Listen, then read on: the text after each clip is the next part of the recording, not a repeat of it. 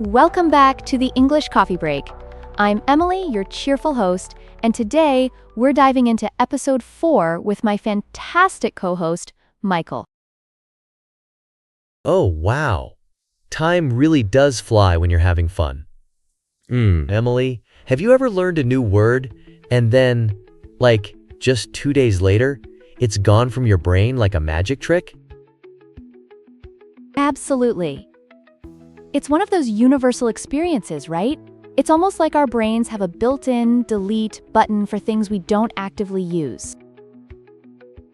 So frustrating. I mean, you can put in an hour with a vocabulary list, and then by the weekend, it's like you never even opened the book. Why does our brain do that?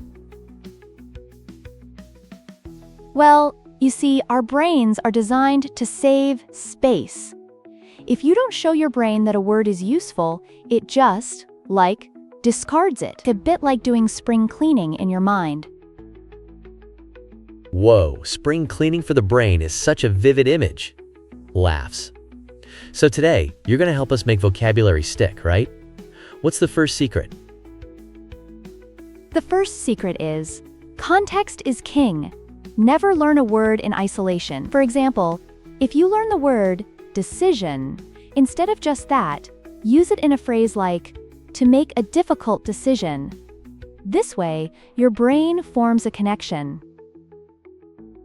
Oh, so don't just learn decision alone.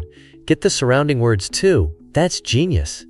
But what if I forget the phrase in a week? What do I do then? Exactly. It's all about those connections. The second secret is spaced repetition. You don't have to cram all the information in one day. Instead, see the word for just a minute over several days, like watering a plant rather than dumping a bucket of water all at once. Right. It's like reminding your brain, hey, don't delete this yet. Haha, that makes total sense. But how often should we water our plants? Study these words?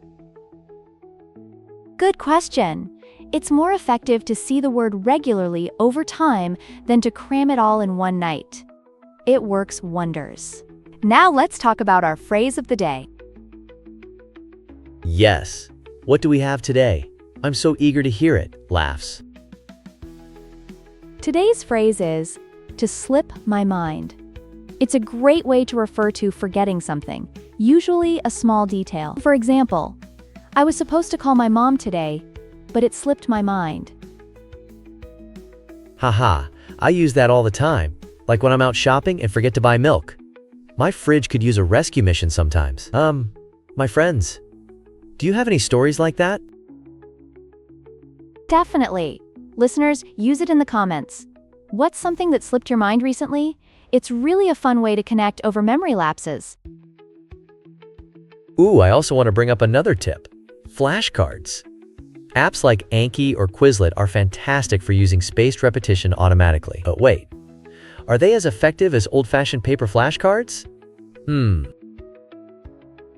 They're lifesavers.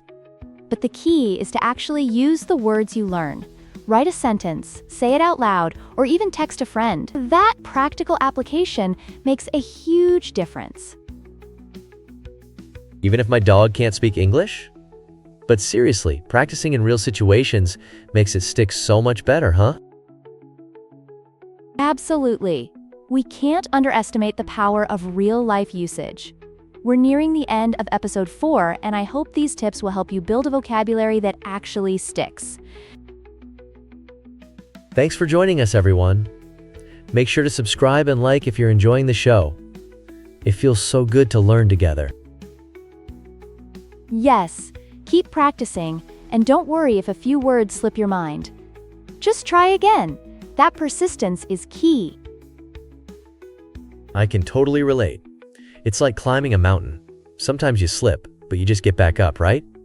Goodbye. Absolutely. See you all in the next episode. Bye.